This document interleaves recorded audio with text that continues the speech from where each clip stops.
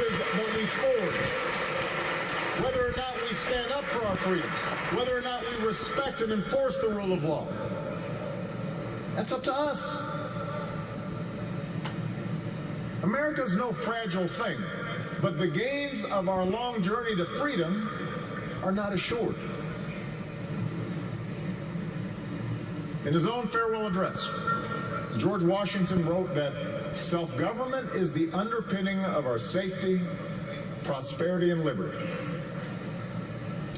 But from different causes and from different quarters, much pains will be taken to weaken in your minds the conviction of this truth. And so we have to preserve this truth with jealous anxiety that we should reject the first dawning of every attempt to alienate any portion of our country from the rest, or to enfeeble the sacred ties that make us one.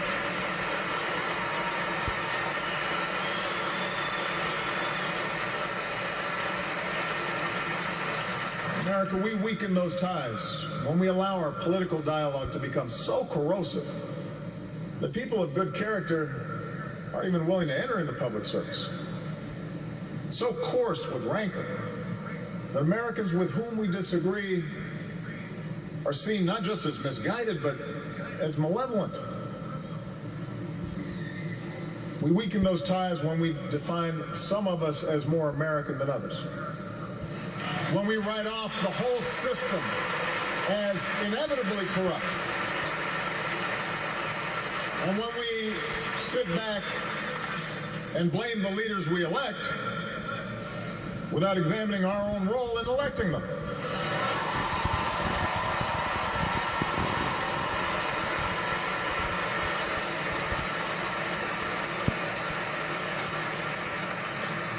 It falls to each of us to be those anxious, jealous guardians of our democracy,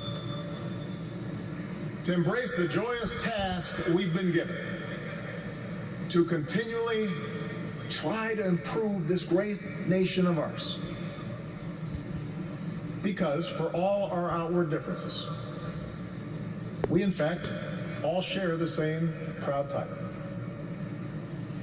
the most important office in a democracy: citizen. Citizen.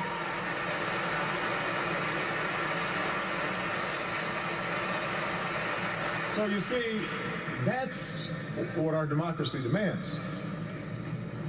It needs you. Not just when there's an election, not just when your own narrow interest is at stake, but over the full span of a lifetime. If you're tired of arguing with strangers on the internet, try talking with them in real life.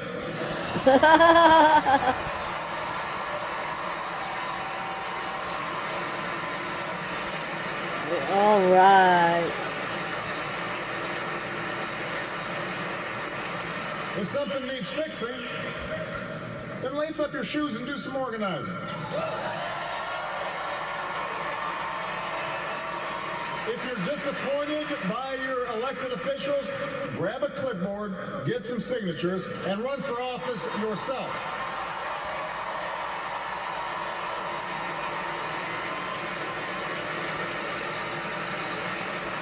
Show up. Dive in. Stay at it. Sometimes you'll win. Sometimes you'll lose. Presuming a reservoir of goodness in other people, that can be a risk. And there will be times when the process will disappoint you. But for those of us fortunate enough to have been part of this work and to see it up close, let me tell you, it can energize and inspire. And more often than not, your faith in America and in Americans will be confirmed. Mine sure has been. Over the course of these 8 years, I've seen the hopeful faces of young graduates and our newest military officers. I have mourned with grieving families, searching for answers, and found grace in Charleston Church. I've seen our scientists help a paralyzed man regain his sense of touch. I've seen wounded warriors who at points were given up for dead walk again. I've seen our doctors and volunteers rebuild after earthquakes and stop pandemics in their tracks. I've seen the youngest of children remind us through their actions and through their generosity of our obligations to care for refugees or work for peace. And above all, to look out for each other.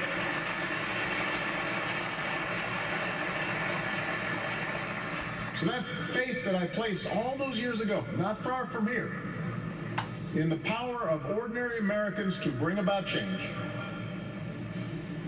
that faith has been rewarded in ways I could not have possibly imagined. And I hope your faith has too.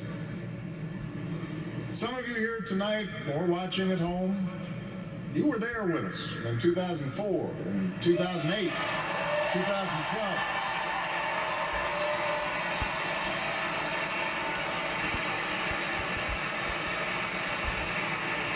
Maybe you still can't believe we pulled this whole thing off. Let me tell you, you're not the only ones. Michelle?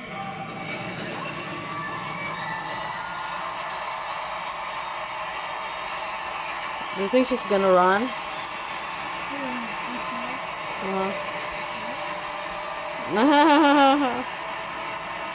Oh, what is she gonna do? What is he gonna do?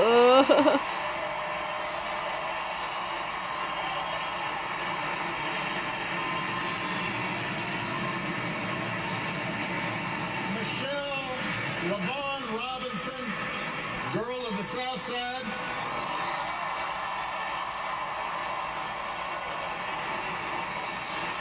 I can't wait.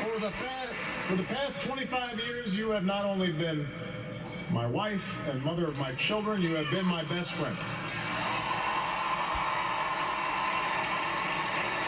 Oh, look at the daughter. She's teary. You took on a role you didn't ask for, and you made it your own, with grace and with grit and with style and good humor.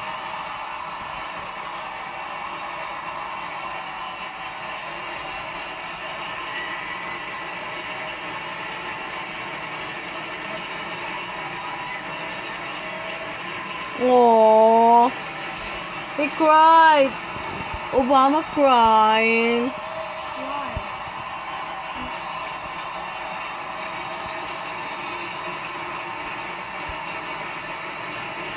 Or maybe he wants. You made the White House a place that belongs to everybody.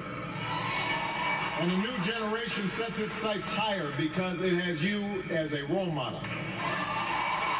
So you have made me proud, and you have made the country proud.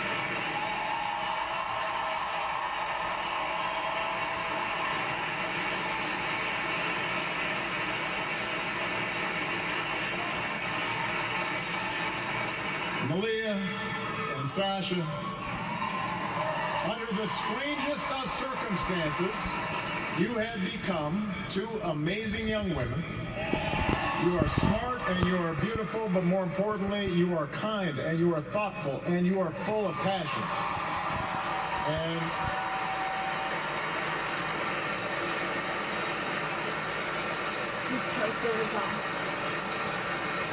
you wore the burden of years in the spotlight so easily.